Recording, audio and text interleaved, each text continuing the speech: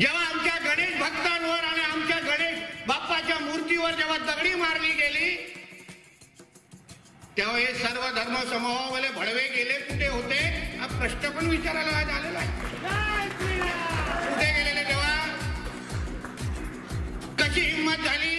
सर्व धर्म समूह आहे ना देशात, जो नियम तुमच्या ईद आणि मोहरमच्या मिरवणुकीला लागतो तोच नियम आमच्या गणेश चतुर्थी आणि रामनवमीच्या मिरवणुकीला नाही लागला पाहिजे का?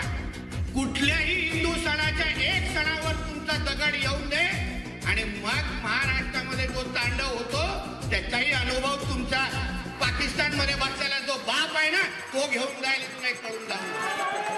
एक दगड येऊन दे, काही समजा, धमकी समजा, चेतावणी समजा, काही समजा, तुमच्या जे काही कुराणमध्ये लिहिले ना ते समजा, मला फरक पडत नाही, पण एक दगड येऊन दे। जे ते कालटे आणि भडवे आणि ते जिहादी माझं ऐकत असतील, परत तुम्ही माझ्या आमच्या राज्यामध्ये कोणी औरंग्याचा स्टेटस ठेवला तर तुमच्या त्या औरंग्याच्या बापाकडे तुम्हाला पाठवल्याशिवाय आम्ही गप्प बसणार नाही।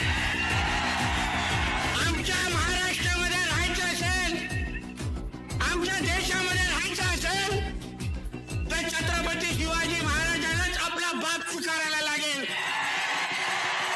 आमच्या सगळ्यांचा एकच बाप आहे, तो म्हणजे हा राजा आहे, ह्याच्याशिवाय दुसऱ्याला आम्ही स्वीकारणार नाही। आणि जो जो ह्याच्याकडे वाकड्या नजरेने पाहेल त्याचे डोळे आम्ही ठिकाणावर ठेवणार नाही, हे आज इथे सांगून जातो। कुठे गेले ते 15 मिनिट वाले? बुलाओ हैदराबाद से तुम्हारे वो 2 भड़वों को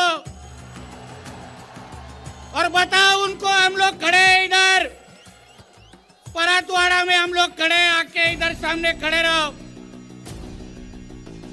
15 मिनिटं तर तू फार मागितलं रे, 5 मिनिटं दे, उरले सुरले सगळे संपून टाकू आम्ही। हा भारत देश हा हिंदू राष्ट्र आहे, 80% लोक इथे हिंदू राहतात। आपल्या देशामध्ये अगर 80-90% अगर हिंदू राहत असतील तर कशाला त्या जिहाद्यांचा तुम्ही लाड करता? वाचवायला येणार काय तुम्हाला? मी आणि महेश लांडगेजींनी अगर विधानसभामध्ये आमचा थोबाड उघडले तुला कोण वाचवायला येणार नाही, त्या खुर्चीवर बसवायला येणार नाही। माझा तर स्ट्राईक रेट आहे, माझा स्ट्राईक रेट आहे, प्रत्येक विधानसभामध्ये किमान 2 अधिकाऱ्यांना सस्पेंड करून घरी जातो मी।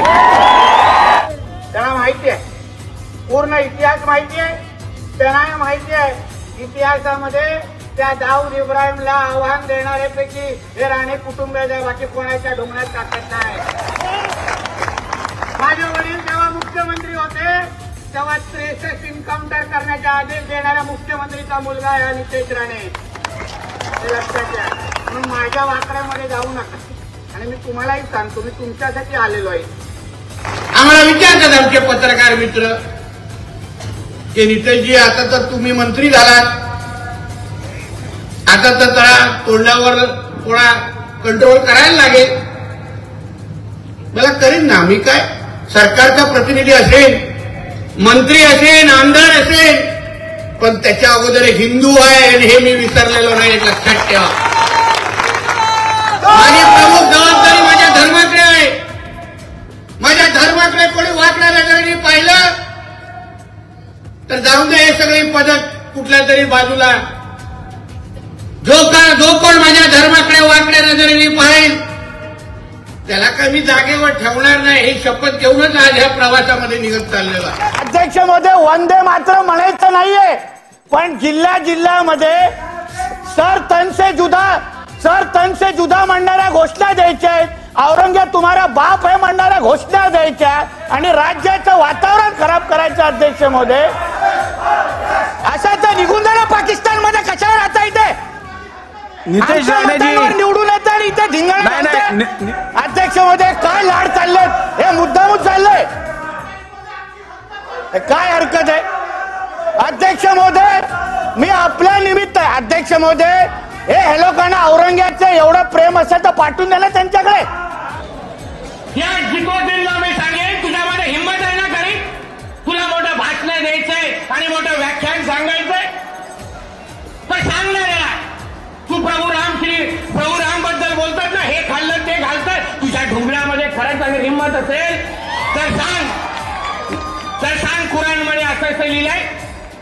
हा हिंमत तुझ्यामध्ये? जे काय प्रयोग